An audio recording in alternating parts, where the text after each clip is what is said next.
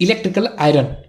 So friends, ये एक ऐसा अप्लायंसेस है जो हर एक घर के अंदर अवेलेबल रहेगा। बट गाइस, क्या आप जानते हो कि ये इक्विपमेंट जो है, वो ये अप्लायंसेस जो है वो वर्क कैसे करता है और उसके इनसाइड कौन कौन से कंपोनेंट रहते हैं? तो चलिए आज इस वीडियो में हम 3D एनिमेशन की हेल्प से समझते हैं। सो इलेक्ट्रिकल आयरन जो है वो बना रहता है कुछ इस तरह से, जिसमें सबसे पहले ये जो है वो एक बेस प्लेट है जो मेटल का बना रहता है। बाद में उसके ऊपर कुछ इस तरह से एक हीटिंग एलिमेंट रखा जाता है और यह हीटिंग एलिमेंट जो है वो निक्रोम मटेरियल से बना रहता है।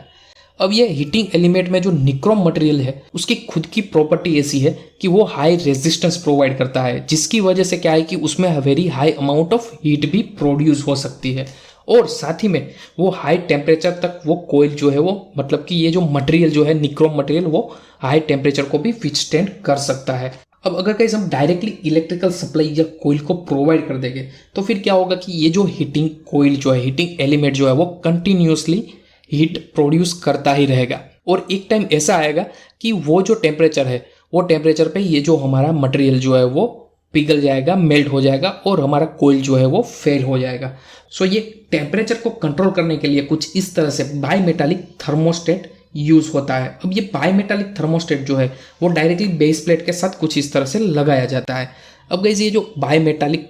प्लेट जो आप देख रहे हो वो बनी रहती है दो मटेरियल से, मतलब कि उसमें स्टील एंड कॉपर दो मटेरियल को इकट्ठा करके ये बायमेटालिक स्ट्रिप बनाया जाता है। और फिर हर एक मटेरियल जो है उसका खुद का टेम्परेचर कोएफिशिएंट होता है। उसका मतलब कि अगर आप एक साइड स्टील है और एक साइड कॉपर है, उन दोनों को आप टेम्परेचर प्रोवाइड करोगे तो फॉर एग्जांपल 200 डिग्री पे स्टील जो है वो कम एक्सपांड होगा और कॉपर जो है वो ज़्यादा एक्सपांड होगा। मतलब कि हर एक मटेरियल का एक्सपांड होने का रेशियो जो है वो टेम्परेचर के हिसाब से डिफरेंट डिफरेंट रहता है। सो फ्रेंड्स, जब भी हम बायमेटालिक स्ट्रिप में दो मेटल को, for example steel and copper, दोनों को एक साथ क्लब कर देते हैं एंड जब भी उसके ऊपर टेम्परेचर बढ़ेगा तो क्या होगा कि जो ये स्ट्रिप जो है वो टेम्परेचर राइज होने की वजह से कुछ एक साइड पे कुछ ऐसे मूव होगी,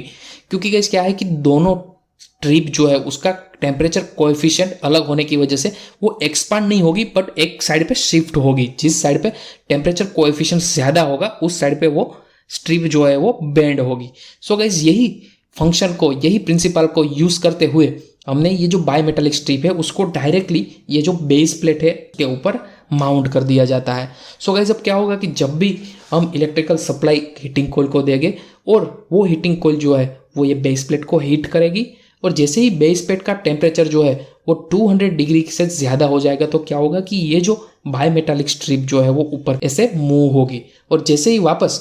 आप इलेक्ट्रिकल सप्लाई उसका बंद कर दोगे और जैसे ही वो टेम्परेचर 150 डिग्री से कम आ जाएगा तो क्या होगा कि ये जो स्ट्रिप है वो वापस कुछ इस तरह से डाउन आ जाएगी। अब ये एडवांटेज को, ये बायमेटालिक का ये टेम्परेचर कोएफिशिएंट को, एडवांटेज को यूज करके हमने